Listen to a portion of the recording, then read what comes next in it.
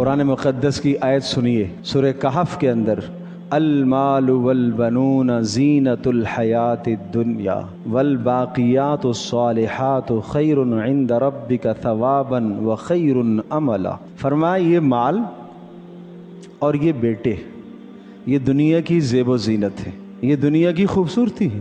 والباقیات الصالحات، اور باقی رہنے والیاں اور نیک، وہ تمہارے لیے زیادہ بہتر ہیں آخرت کے اعتبار سے۔ اس باقیات الصالحات کے دو معنی مفسرین نے لکھے ہیں۔ ایک معنی باقیات الصالحات سے مراد نیک اعمال ہیں، تسبیحات ہیں، سبحان اللہ، الحمدللہ، لا الہ الا اللہ، اللہ اکبر، لا حول ولا قوت الا باللہ۔ اور بہت سارے مفسرین نے اس کو بھی نقل فرمایا کہ باقیات الصالحات سے مراد نیک صالح بیٹیاں ہیں، اس لیے کہ ان نیک صالح بیٹیوں کی جب آپ نے تربیت کی ہے، ان کو آپ نے اچھا بنایا ہے، تو یہ آپ کی آخرت کا بہترین سامان ہے۔ بیٹے آپ کی دنیا کا سامان ہے، یہ بیٹیاں آپ کی آخرت کا سامان ہے۔ یہ دنیا میں آپ کی ضرورت کو پورا کریں گے، بڑھاپے میں اگر نیک صالح ہوئے، اللہ پاک نے انہیں توفیق دی اور آپ نے اچھی تربیت کی تو آپ کی خدمت کریں گے۔ لیکن بیٹیاں وہ آخرت میں